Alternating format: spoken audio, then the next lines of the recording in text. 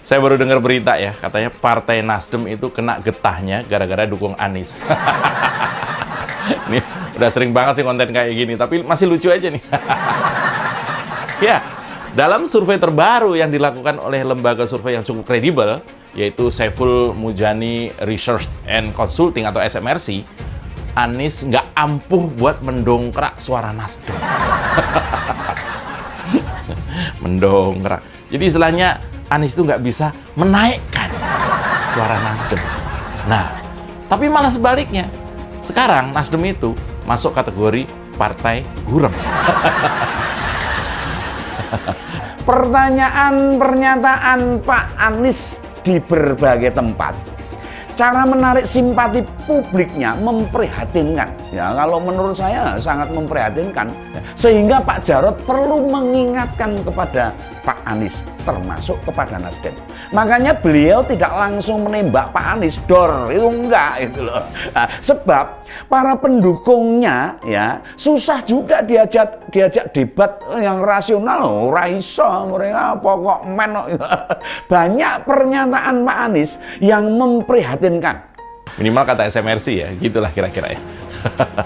Waduh, nggak usah nunggu 2024, yang tadinya tuh netizen itu rame-rame bikin tagar, guremkan Nasdem. Lah ini SMRC malah udah memotret melalui metode survei, kalau pemilu dilaksanakan sekarang, maka bisa jadi Nasdem cuma kebagian 3,2% suara. 3,2% suara, bos. Ini buat makan sehari-hari aja kurang. Ada beberapa isu ya di sana ya. Yang pertama itu tentang pengasosiasian Mas Anies Baswedan dengan kelompok Islam. Yang saya kira itu sejarahnya cukup panjang. Cukup panjang yang saya maksud itu sudah Pilgub DKI tahun 2017.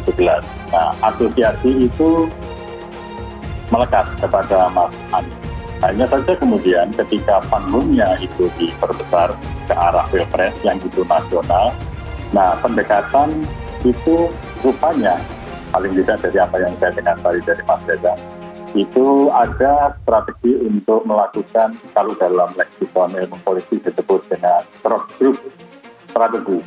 Jadi tidak cukup untuk melampaui 50%.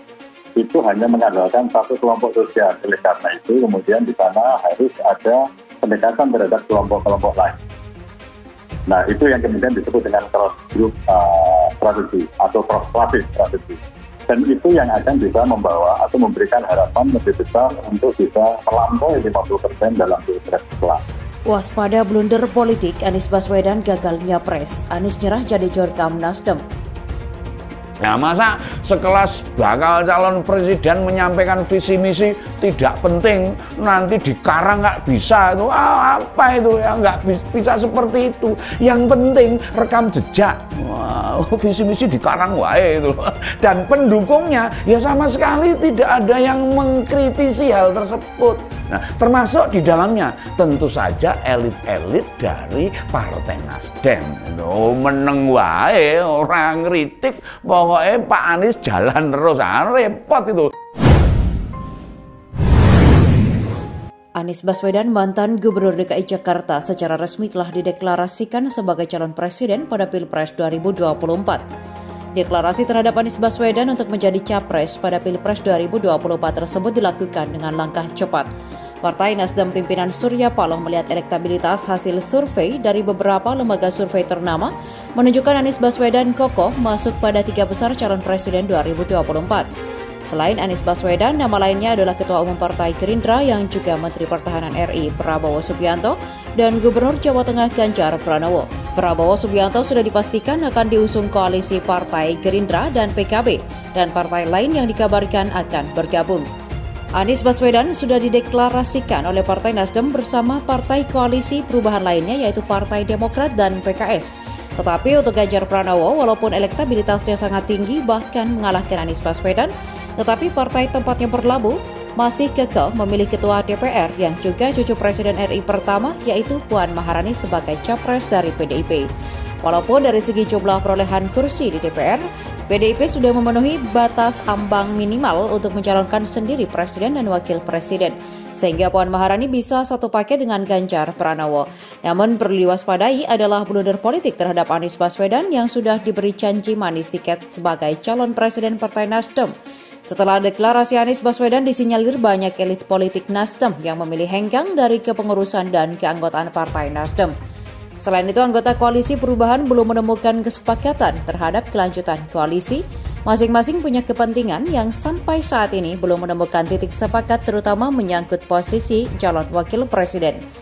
Zulfan Lindan bahkan sampai berandai-andai Anies Baswedan gagal nyapres. Jika Anies tidak jadi capres pada 2024, sebaiknya harus berpikir ulang untuk membuat langkah strategis. Menurut Zulfan, yang paling memungkinkan jika koalisi tidak mencalonkan Anies adalah kembali ke kampus sebagai akademisi. Zulfan Lindan merupakan politisi Partai Nasdem yang pernah menjadi anggota DPR RI periode 2014 sampai 2019. Sehingga mengetahui peta politik Partai Nasdem pimpinan Surya Paloh jika Anies Baswedan masih ingin melanjutkan berpolitik, Zulfan menyebutkan Anies Baswedan bisa terjun di Partai Nasdem sebagai ketua umum, atau minimal dimanfaatkan pengaruh politiknya sebagai juru kampanye atau jurkam Partai Nasdem.